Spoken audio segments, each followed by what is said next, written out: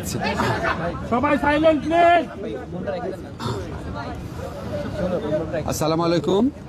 আজকে আমি বাংলাদেশের জাতীয় দলের যে ক্রিকেট প্লেয়াররা আছে ওনাদের সাথে আমাদের বোর্ডের প্রেসিডেন্ট আমিনুল ইসলাম বুলবুল ভাই, আমাদের সিনিয়র একজন ক্রিকেট বোর্ডের কর্মকর্তা ফাহিম ভাই, আমাদের সচিবকে নিয়ে বসেছিলাম। আমি ব্যক্তিগতভাবে ক্রিকেটের অনেক বড় একজন ভক্ত। আমি বাংলাদেশ ক্রিকেট টিমে লিটন আছে, মিরাজ আছে, নাজমুল আছে, সোহান, তামিম, সবাই ভক্ত। তো স্বভাবতই আমরা সবাই চেয়েছি আমরা যেন বিশ্বকাপ ক্রিকেট খেলতে পারি, আমরা যেন টি-20 বিশ্বকাপ খেলতে পারি, কারণ আমাদের ক্রিকেটাররা এটা কষ্ট করে অ্যাচিভ করেছে। কিন্তু আমাদের যে নিরাপত্তা ঝুঁকি ভারতে খেলার ক্ষেত্রে, সেই নিরাপত্তা ঝুঁকি পরিস্থিতির কোনো পরিবর্তন ঘটে নাই। আমাদের যে নিরাপত্তা ঝুঁকির যে আশঙ্কা তৈরি হয়েছে এটা কোনো বায়বীয় বিশ্লেষণ বা ধারণা থেকে হয় নাই, এটা একটা সত্যিকারের ঘটনার থেকে হয়েছে, যেখানে আমাদের দেশের একজন সেরা প্লেয়ারকে উগ্রবাদীদের কাছে মাথা নত করে ভারতীয় ক্রিকেট বোর্ড এখন যে কোনো ব্র্যান্ডের পুরাতন এসি বদলে নতুন ওয়ালটন এসিতে উপভোগ করুন 25% ছাড়।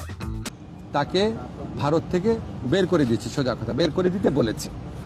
তো এখন আইসিসি যে টুর্নামেন্টটা তো ভারতেই হবে। আইসিসি আমাদেরকে যতই বলুক নিরাপত্তা আশঙ্কা নেই, আইসিসি নামে তো আলাদা কোনো দেশ নাই। যেই দেশে আমার একটা প্লেয়ার নিরাপত্তা পায় নাই, এবং যেই দেশে ভারতীয় ক্রিকেট বোর্ড সরকারের একটা এক্সটেন্ডেড পার্ট, তারাই আমার প্লেয়ারকে উগ্রবাদীদের চাপে নিরাপত্তা দিতে ব্যর্থ বা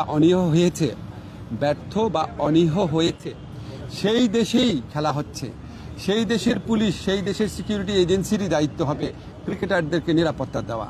তো আমরা তাহলে ওই ঘটনার পরে কি এমন চেঞ্জ হয়েছে ভারতের যে আমরা ভাবতে পারবো যে ভারতে আবার কোনো উগ্রবাদী আস্ফালন হবে না, এবং ভারত আমাদেরকে মুস্তাফিজকে নিরাপত্তা দিতে পারে নাই। তো কি হয়েছে, আমাদের ক্রিকেটারদের, আমাদের সাংবাদিকদের, আমাদের দর্শকদের সবাইকে নিরাপত্তা দিতে পারবে?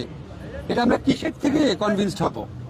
আমাদেরকে এই বিষয়ে কনভিন্স করার জন্য আইসিসি কোনো চেষ্টা করে নাই। আইসিসি আসল যে ইনসিডেন্ট সেটাকে বাদ দিয়ে তার স্ট্যান্ডার্ড যে সিকিউরিটি প্রসিডিউর সেগুলো নিয়ে আলোচনা করেছে। যেখান থেকে গ্রিভান্সটা, সেই ঘটনা নিয়ে আইসিসি কোনো স্ট্যান্ড নেয় নাই ঠিক মতো। এমনকি ভারত সরকারের পক্ষ থেকে যে আমাদের কনভিন্স করানোর চেষ্টা করা যে যেই ঘটনাটা ঘটেছে মুস্তাফিজের ক্ষেত্রে এটা একটা আইসোলেটেড ঘটনা, বা আমরা এটার জন্য সরি, আমরা এই ব্যবস্থা নিচ্ছি, তোমাদের দর্শক, তোমাদের সাংবাদিক, তোমাদের খেলোয়াড়দের জন্য কোনো রকম যোগাযোগের চেষ্টা করে নাই, কোনো রকম কনভিন্স করার চেষ্টা করে নাই। ফলে আমাদের ডিসিশন পরিবর্তন হওয়ার কোনো রকম স্কোপ নাই। আমরা এখনও আশা করব, আমরা মনে করি আমরা আইসিসি থেকে সুবিচার পাই নাই, আমরা এখনও আশা করব আইসিসি সুবিচার করবে। আমাদের যে বিশ্বকাপ খেলার যে অধিকার, যেটা শ্রীলঙ্কাতে আমাদের খেলার সুযোগ রয়েছে, এরকম বহু নজির পৃথিবীতে আছে যে অন্য একটা ভেন্যুতে সিকিউরিটি রিস্কের কারণে খেলা হচ্ছে, আমাদের এখানে জেনুইন সিকিউরিটি রিস্ক আছে। আমরা এখনও আশা ছাড়ি নাই, আমরা আশা করব আইসিসি আমাদের জেনুইন সিকিউরিটি রিস্কটা সুবিবেচনার সাথে নিয়ে আমাদেরকে শ্রীলঙ্কায় খেলার সুযোগ করে দেবে বিশ্বকাপ। আমরা সেই আশাবাদ নিয়ে এখনো অপেক্ষা করছি। ধন্যবাদ। আর বাকি যা বলার বুলবুল ভাই বলবে। আমার একটা মিটিং আছে, আমি আপনাদের থেকে কাইন্ডলি বিদায় নিচ্ছি। আচ্ছা, আমি আজকে ক্রিকেটারদের সাথে যখন কথা বলেছি, আমি প্রথমেই বলেছি ক্রিকেটারদের সাথে আমার যা কথা হবে সেটা আমাদের ব্যক্তিগত ব্যাপার, আমাদের প্রিভিলেজ কমিউনিকেশন। তাদের কারো কথা আমি সাংবাদিকদের বলবো না, তারা নিজেরা বলতে চাইলে বলবে। আমার কোনো কথা তাদেরকে কি বলেছি সেটাও বলবো না, শুধু এইটুক বলবো, কারণ এটা একটা প্রিভিলেজ কমিউনিকেশন। আমি যদি বলি যে ক্রিকেটাররা কি বলেছে সব আপনাদের বলবো, তাহলে তো ওরা মন খুলে কথা বলতে পারবে না। আমাদের এই সাক্ষাতের উদ্দেশ্যটা ছিল আমরা সরকার কেন এই সিদ্ধান্তটা নিয়েছে সেটা তাদের ব্যাখ্যা করে বুঝিয়ে বলা, কনটেক্সটটা বলা। আমার কাছে মনে হয়েছে যে তারা এটা বুঝতে পেরেছে, এটাই পারপাস ছিল, আর কিছুই না। আর তারা কি বলেছে সেটা বলার অধিকার আমার নাই।